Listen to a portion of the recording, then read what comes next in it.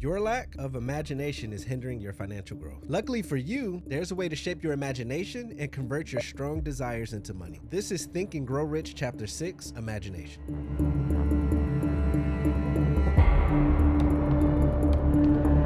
Welcome back to another virtual reading here at ABH. We are currently reading and summarizing Think and Grow Rich. In our last video, we covered Chapter 5, Specialized Knowledge. Feel free to watch that and catch up on the other chapters. Chapter 6 talks about the importance of imagination, and 2 specifically in which we will discuss. Let's get to it. That's how my intro is going to be until I memorize. I'm just going to read straight off the screen. Like we're just going to keep it a buck. Look, it's all good. The information is there. I said it. So the main things that I wanted to pull from this chapter was the 2 different types of imagination, right? In the book, it says there is synthetic imagination and creative imagination.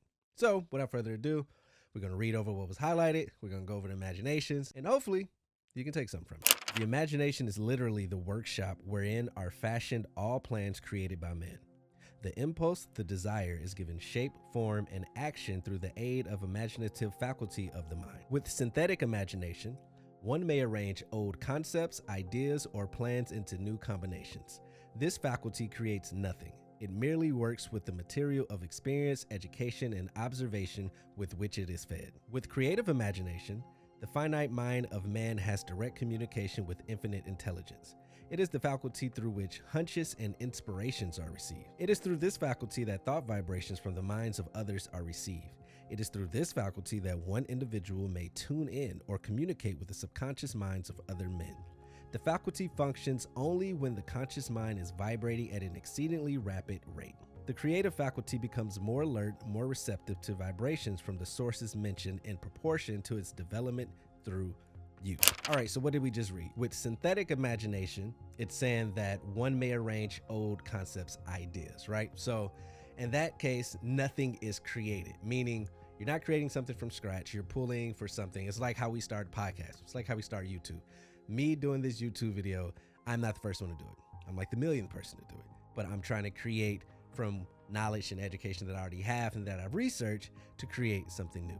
That is the synthetic imagination. For the creative imagination, that's when it goes back to the previous chapters where you talk about the finite man, infinite intelligence. You're creating something from scratch. You're tuning in to the vibrations of other people. You're getting a hunch. You're getting a idea like, hey, this has never been done, but there's a space for this. That's where your entrepreneurs, that's where your inventors, I would assume, come from. So that's how the author decided to break down these imaginations, synthetic and creative. Now, I thought this part was interesting.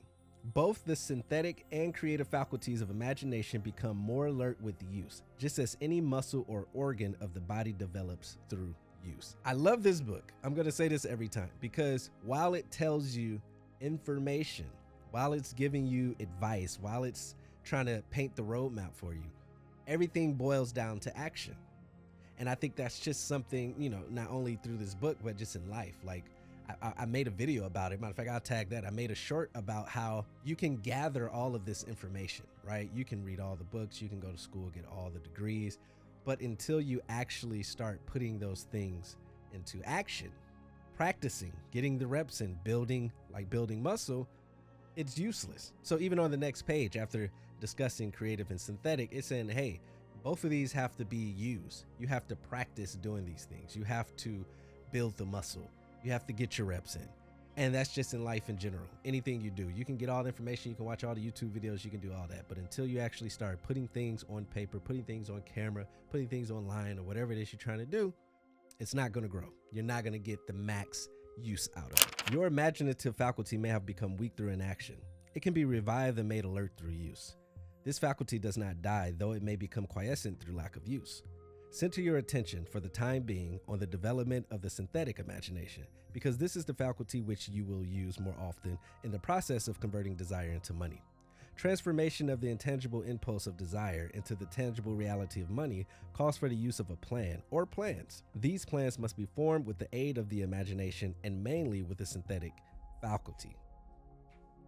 So basically what we were saying, through inaction, it can become weak, but it does not die, right? It can weaken, but you still have the ability to start it back up and to strengthen it. And the way you can do that is through use. So we get where we're going with this, right? So then it says, out of the two imaginations, the synthetic one is more commonly used when you're trying to transmute your ideas into money, right? And again, the synthetic one is you building off information you already have. And when you think about it, that makes sense, right? Trying to create something brand new from scratch, while it can be done, will not allow you to actually get the ball rolling. It won't allow you to build and to create, right? It's gonna slow you down because there's so much done now, and because of the internet and technology, we are more aware of everything now, right? So before, you can invent something in the United States, and without the internet, maybe that already existed 100 years before in another country, but to us, it was like, yo, this is brand new. But now, anything pops up, anybody can go, oh, that already existed. So my personal belief is, in the process of you creating with the synthetic, it will open the door for the creative imagination. The earth on which you live, you yourself and every other material thing are the result of evolutionary change through which microscopic bits of matter have been organized and arranged in an orderly fashion.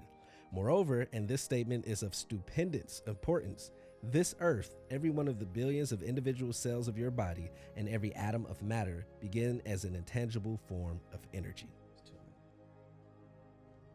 So in the rest of the chapter, just like the entire book, there are stories told to drive home the points of synthetic imagination and creative imagination. Imagination is important. And imagination, as you become adults, for a lot of people, dwindles. It's just a fact. And it's not for, when we were younger coming up, you would think that it's just because getting older equals lack of imagination. Like the mere fact that you're now aging means you can no longer have imagination. And as someone that is 35 years old, I can tell you that life is what can destroy your imagination. Someone can have the worst things happen before they hit freshman year of high school that you will never experience in your life that can run their imagination. So it's not necessarily age, it's what life does to you, right? So usually for the average person, as they age, the reason why the imagination disappears is because you have bills coming every month. And then living in this country, they always go up. Your internet bill goes up, your cable bill goes up, your taxes goes up, your insurance goes up, everything goes up. I can tell you right now, outside of me calling and threatening to leave my internet, my phone companies, and then they do something for a year, you know what I'm saying? All of a sudden they can just cut prices. Everything just goes up. Then you have a responsibility of your job. And most people do not get the job that they dream they would, or the career that they dream they would. Most people end up having to get something that keeps food on the table, keeps the lights on, keeps clothes on their back. You do that for 15 years out of high school, that could become draining on you. And then you see other people you went to high school with, or people of your age going for their dreams or living a better life the way you see it. That can ruin your imagination. That can ruin your dreams. And then stuff happens, like your car break down when you don't have the money, or your lights get cut off, or like some real life shit happens, right? And when real life shit happens, up until real life shit happens, everything is possible. Anything is possible. I could be an astronaut, I could be a president, but when some real life shit happens that quiets the world, and you got to lock in and figure out how you're going to navigate to the next point, you don't have time for imagination. Right. Through these chapters, I like to keep when I read this book, I like to keep a sense of realism in the back of my head. If I didn't know how I was going to pay this and do this and eat and do that, I wouldn't have time for this shit. You see what I'm saying? I would be at another job right now on the weekend. I would be job to job, making money, hustling. You know what I'm saying? Which you can still do that. But if you have to, then this book kind of doesn't, it's tough to resonate. It's a lot of imagination. I remember that Dave Chappelle joke, like, you got to believe, you got to think. And he made a joke about it. And again, I see both sides of it. So I understand how people can come across something like this and be like, this is bullshit. But like, I also understand the power of the mind, right? Again, this is someone that's practiced these things. This is someone that has seen it happen. I've seen things, man. I've seen things, right? So that's where my belief comes from. And that's why I only talk about certain parts of this book for the channel, right? Like I look for the point in the chapter.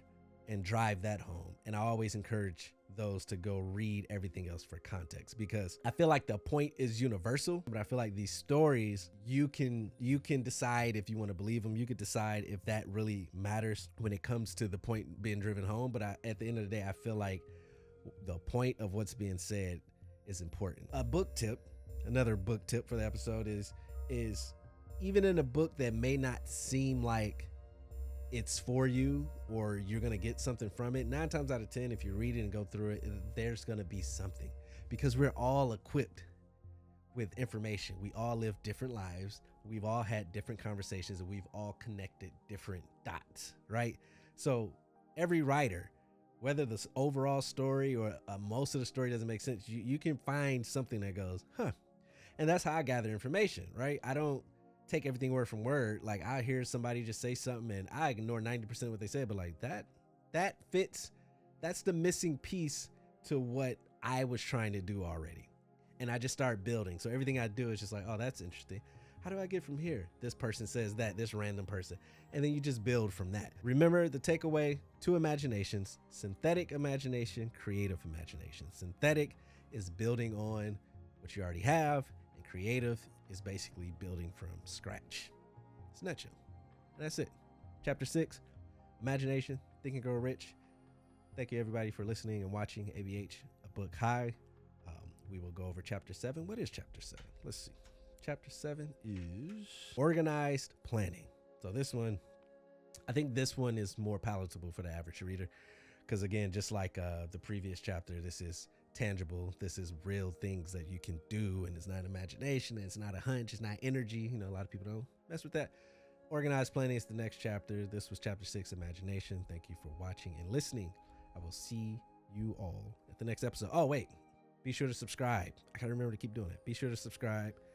Watch Julian on YouTube, High Key Yapper on TikTok, and I post a lot of shorts and verticals in between these videos. And a lot of the shorts and verticals, I talk about what's going on, like pop culture stuff, but I also I do the Calm app every day, and the Calm app kind of ties into a lot of stuff that I read here. So I make videos like that too that probably could resonate with you, quicker, short form, right to the point. So be sure to subscribe. You can see all that, and I will see you at the next episode.